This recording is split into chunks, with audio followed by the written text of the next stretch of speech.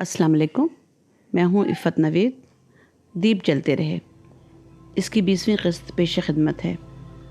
ہم جس اسکول میں پڑھا رہے تھے اس کے آکورڈ ٹائمنگز کی وجہ سے ہم کسی نئی نوکری کی تلاش میں تھے۔ جلد ہی ہمیں ایک نجی کالج سے انٹرویو کے لیے بلا لیا گیا۔ کالج کے پرنسپل جو مالک بھی تھے، انہوں نے انٹرویو میں ہماری قابلیت جانچنے اور صلاحیت پرکھنے کے بجائے ہم سے صرف یہ پوچھا کہ ہم پاکستان اسٹڈیز، اسلامیات اور اردو پڑھا لیں گے۔ ہم قومی مزاج کے حامل ایک شدید ضرورت مند تھے۔ بنا سوچے سمجھے کہہ دیا کہ پڑھا لیں گے۔ وہ بھی قومی مزاج کے ساتھ ملی اور اسلامی جذبہ رکھتے تھے، جس کا اظہار ان کے ماتھے کے نشانوں اور لباس سے پھوٹا پڑ رہا تھا۔ انہوں نے حاتم طائی کی قبر پر لات مارتے ہوئے ہماری سیلری 10,000 طے کرتے ہوئے ایک اور احسان عظیم کیا۔ جب ہم ان کا شکریہ ادا کر کے اٹھنے ہی والے تھے، تب انہوں نے انکشاف کیا کہ ہمیں صبح، دوپہر اور شام یعنی 3 شفٹس میں پڑھانا ہوگا۔ ہم 10,000 کا سن کے اتنا خوش تھے کہ نتائج پر غور ہی نہیں کیا۔ کالج میں 3 شفٹس کے آغاز کے ساتھ ہی ہماری ایک چھوٹے سے کرائے کے مکان میں شفٹنگ ہو گئی۔ ایک کمرے والے مکان میں کیا کیا سماتا۔ احمد کے شوق سے لائے ہوئے فرنیچر کو اونے پونے بیچنا پڑا اور اس مکان میں ہمارے اعمال کے ساتھ ضرورت کا سامان ہی جا سکا۔ قرآن پڑھتے ہوئے چند جگہوں پر سجدہ فرض ہے۔ ہماری اب تک کی زندگی میں سکون نے بھی اتنا ہی توقف کیا۔ تسبیح کے چند موٹے دانوں کی طرح ہمارے بھاری دن دوبارہ پلٹ آئے۔ وہ علاقہ کچھ اچھا نہ تھا، اس لیے گلی کے اسکول میں بچوں کو بھی داخل نہ کروایا کہ کسی ڈھنگ کے علاقے میں جانے کے بعد کسی بہتر اسکول میں داخلہ کروا دیں گے۔ یہ درد پہلو بدلنے کی بھی جو مہلت دے تو دیکھیں نیت چارہ گراں بدلتے ہوئے۔ رشید عامر گھر میں ہوتے اور ہم کالج کے لیے نکل جاتے۔ ہم نے اسکول کی نوکری اس کے آکورڈ ٹائمنگز کی وجہ سے چھوڑی تھی، لیکن یہاں تو صورتحال دیگرگوں تھی۔ 9 بجے پہلی کلاس، 3 گھنٹے کالج سے نکل کر پیدل چلتے ہوئے واٹر پمپ آتے، بس کا انتظار کرتے۔ بس آتی ڈرائیور کے موڈ کے مطابق کبھی 15 منٹ تو کبھی آدھا گھنٹہ میں اسٹاپ سے اتر کر تیز تیز قدموں اپنے گھر کی گلی 10 منٹ میں عبور کرتے۔ کھانا بناتے، بچوں کے ساتھ کھانا کھانے کے بعد دوسری شفٹ کے لیے گھر سے نکل جاتے۔ 2 سے 4 بجے تک 2 پیریڈ لینے کے بعد پھر گھر جا کر شام کی کلاس لینے 7 بجے موجود ہوتے۔ شام کو پرنسپل کی برقع پوش اہلیہ آفس میں براجمان ہوتی۔ ان کا کڑا پڑتا تھا، ہم نے بھی ان کی صورت کبھی نہ دیکھی۔ 1,000 کرائے میں خرچ ہونے کے بعد پہلی آئی۔ اطمینان تھا کہ 10,000 روپے تنخواہ ملے گی تو آہستہ آہستہ اتنی بچت ہو جائے گی کہ ایڈوانس کی رقم کے ساتھ کوئی بہتر مکان دیکھ لیں گے۔ یہ شکر ہے کہ ہفتہ اتوار چھٹی ہوتی تھی۔ دونوں دن بچوں کے ساتھ خوب مستی کی جاتی اور انہیں پڑھانے، ان کے ساتھ مستی کرنے میں چھٹی کے دونوں دنوں میں بیتے 5 دنوں کی ساری کوفت ہوا ہو جاتی۔ بچے بھی قدرت کا کیسا انعام ہے۔ زندگی کی ساری رونقیں اور کامیابی کی طرف بڑھتے قدم ان کے بڑھتے قد کے مرہون منت ہیں۔ کیسی ہی آزمائش ہو، ان کے ساتھ زندگی بے حد حسین ہے۔ کالج میں پڑھاتے ہوئے 1.5 ماہ کا عرصہ گزر چکا تھا، لیکن سیلری نہ ملی تھی۔ روزانہ تقاضا کرنے کے بعد 4,000 ہمارے ہاتھ پر رکھ دیے گئے اور کہا گیا اگلے ماہ کی سیلری میں سب جمع کر کے دے دیے جائیں گے۔ لیکن ہر اگلے ماہ 3 کبھی 4,000 روپے ہاتھ پر رکھ دیے جاتے۔ 6 ماہ گزرنے تک ان کے پاس ہمارے 30,000 روپے جمع ہو چکے تھے، لیکن اب ہمت جواب دے چکی تھی۔ کسی نے بتایا کہ ان کے خلاف تھانے میں FIR درج کروا دی جائے۔ تھانے پہنچے تو تھانے دار خواتین نے سر سے پاؤں تک ہمیں دیکھا۔ گیٹ پر بیٹھنے، صفائی کرنے اور چائے بنانے والے سب ہی دبی دبی زبان میں ہنس دیے۔ ایک عورت ہمیں اندر ایک کمرے میں لے گئی۔ یہاں پر ایک صاحب میز پر پیر رکھے ٹیلی فون پر گفتگو فرما رہے تھے۔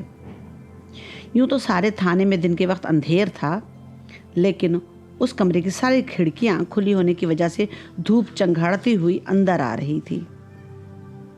تھانے دار نے ہمیں دیکھا اور ہمارے ساتھ والی عورت کو سوالیہ اشارہ کیا۔ اس نے منہ بنا کر معلوم نہیں کا اشارہ کیا۔ ان کے ان اشاروں کنایوں پر غصہ تو بہت آیا۔ لیکن مصلحتاً خاموشی اختیار کی۔ کیوں بیبی، کس کے خلاف شکایت لکھوانی ہے؟ جی کالج کے مالک کے خلاف۔ کون سے کالج کا مالک؟ ہم نے اسے کالج کا ایڈریس سمجھایا اور مالک کا نام بتایا۔ اس نے؟ تھانے دار حیرت سے بولا۔ وہ تو بڑا شریف آدمی ہے، اتنی بڑی داڑھی ہے، 5 وقت نماز ادا کرتا ہے، میں مان ہی نہیں سکتا، اتنا پڑھا لکھا، وہ تمہیں کیوں چھیڑے گا؟ ہم سمجھ گئے کہ یہاں پر زیادہ تر خواتین ہراسانی کی شکایات لاتی ہیں، اور وہ ہمیں بھی وہی سمجھ رہا تھا۔ اس کے ناخنوں اور آنکھوں میں گندگی بھری ہوئی تھی۔ اس کی آنکھیں ہمارے اور انگلیاں اپنے جسم میں گڑی ہوئی تھیں۔ اس کے شیطانی لہجے اور حرکات پر ہمیں شدید غصہ آیا۔ بلند آواز میں اپنا غبار نکالا اور لعنت بھیج کر گھر چلے آئے۔ اگر چند باہمت خواتین تھانے میں ایسی کوئی شکایت لے جاتی بھی ہیں تو ان کا رویہ ان کے ساتھ کس قدر حتک آمیز ہوتا ہے۔ ایسی شکایات لانے والی صرف ان کے لیے تفریح کا سامان ہوتی ہیں۔ ان تھانوں میں انہیں جس طرح پریشان کیا جاتا ہے، اس کے لیے ہراسانی بہت چھوٹا لفظ ہے۔ حلیے اور شکل سے وہ غریب گھر کا لگ رہا تھا۔ صاف محسوس ہوتا تھا کہ چھوٹی موٹی بدعنوانی اس کے گھر کی اسرت کو کم نہ کر سکی تھی۔ میر تقی میر دلی کے امیر زادوں کو غربت کا ذمہ دار سمجھتے ہیں، لیکن میں نے خود پر بیتی سے اس کا الٹ اخذ کیا ہے۔ غریب کی وجہ سے غریب ہے۔ غریب نے اپنی جہالت اور تنگ دلی کے باعث اپنے ہی طبقے کے لوگوں کی زندگی اجیرن کر دی ہے۔ یہ امیر کو کرسی پیش کرتا ہے اور غریب کے پیروں سے زمین کھینچ لیتا ہے۔ ہم کالج کے مالک سے کہہ چکے تھے کہ اب ہم اپنی پوری تنخواہ ملنے کے بعد ہی پڑھائیں گے، کیونکہ تنخواہ کے آسرے پر اس کالج میں مزید رہنا حماقت تھی۔ مرد لیکچرار تو کالج میں ہنگامہ کر کے اپنے واجبات لے کر جا چکے تھے، ہم ہی تھے جو اب تک ضبط کیے بیٹھے تھے۔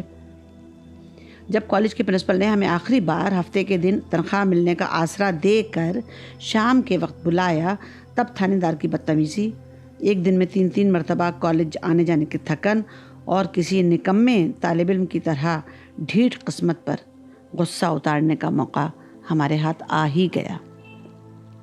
ہفتے کے روز کالج کی چھٹی ہوتی تھی۔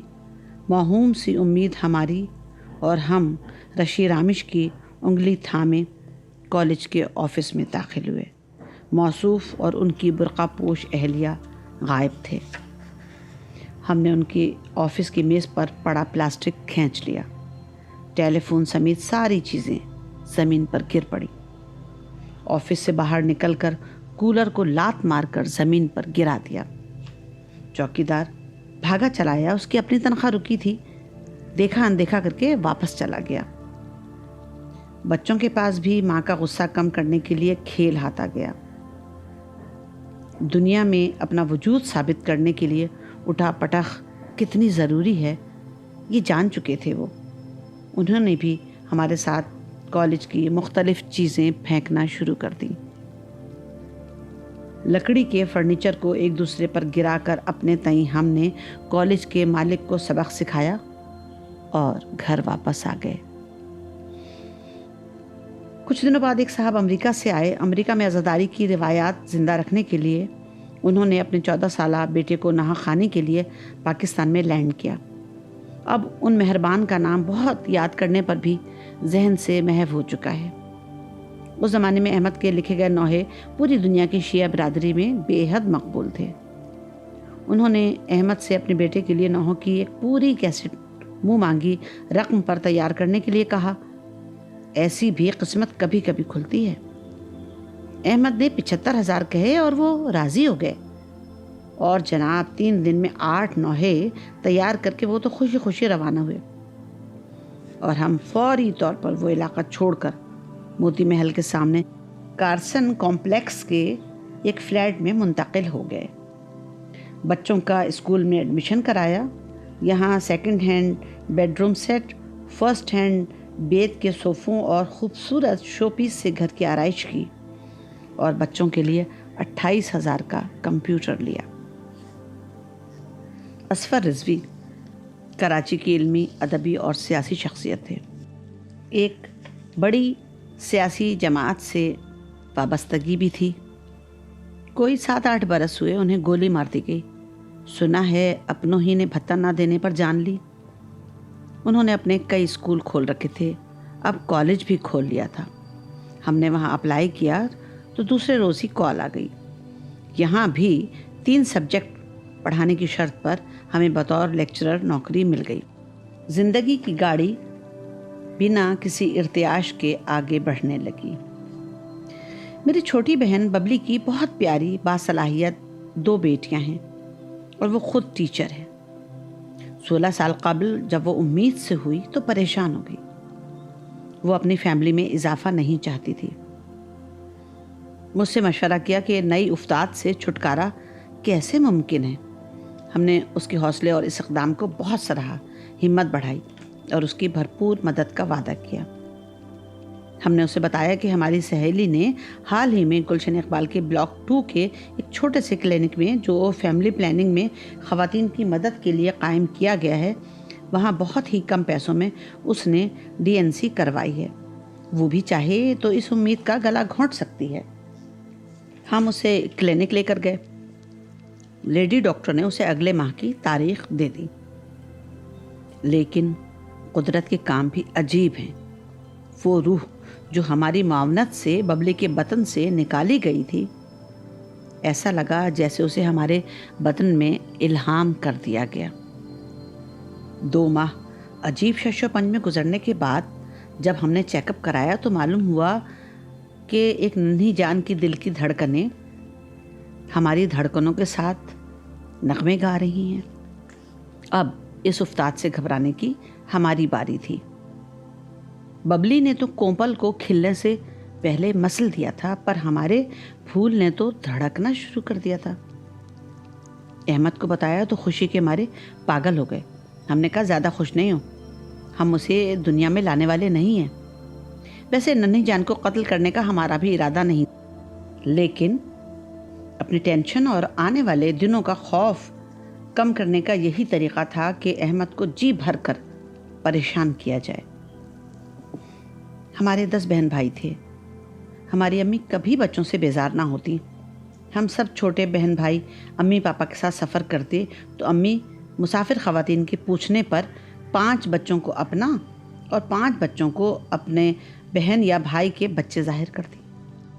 جب ہم نے ان سے سوال کیا تو کہنے لگی لوگ حیرتے ہیں، نظر لگ جائے گی۔ امی سے ہم نے ایک روز پوچھا اتنے بچے پیدا کر کے آپ تھکی نہیں؟ جواب ملا مامتا کبھی نہیں تھکتی، ہاں مجبوریاں اسے تھکا دیتی ہیں، لیکن پتہ نہیں کیوں ہمیں تیسرے بچے پر ہی تھکن ہو رہی تھی۔ کون سی مجبوری ہماری مامتا کو تھکا رہی تھی؟ سوچا تو دماغ نے گنتی شروع کر دی۔ انگلیوں کے پور ختم ہو گئے۔ 31ویں پور سے گنتے ہوئے تھکن غالب آ گئی۔ بچہ اپنا رزق ساتھ لاتا ہے ایسا سنا تو ہے، پر مجھ جیسی ظالم حقیقت پسند کو اس پر یقین بالکل نہیں۔ ڈاکٹر ہر بار چیک اپ کرانے پر شاید چشمے کا نمبر زیادہ بڑھا دیتا ہے کہ کچھ حقیقتیں نمایاں ہو جاتی ہیں۔ اس بڑھے ہوئے نمبر سے یہی نظر آیا کہ رزق کی فراوانی کی وجہ سے امیر حساب نہیں رکھ پاتا اور غریب کا بچہ ماں کا خون چوس کر اسے ذرا چھوٹا کر کے خود ذرا بڑا ہو جاتا ہے تو اپنے بہن بھائیوں کے رزق پر ہاتھ صاف کرنے لگ جاتا ہے، اور باپ ہر نطفے کے ظاہر ہونے پر سینہ چوڑا کر کے کہتا ہے رزق کا وعدہ اللہ نے کیا ہے، اور اس کے گھر کا سب سے بڑا فرشتہ بنا بارش برسائے رزق کی ترسیل میں مصروف ہو جاتا ہے اور نومولود کلکاریاں مارتا اس کے لائے رزق میں مٹی شامل کر کے اپنا پیٹ پھلاتا رہتا ہے۔ احمد نے ایسا کچھ نہیں کہا تو صرف اتنا تم دیکھ لینا اس بار ہماری بیٹی ہوگی۔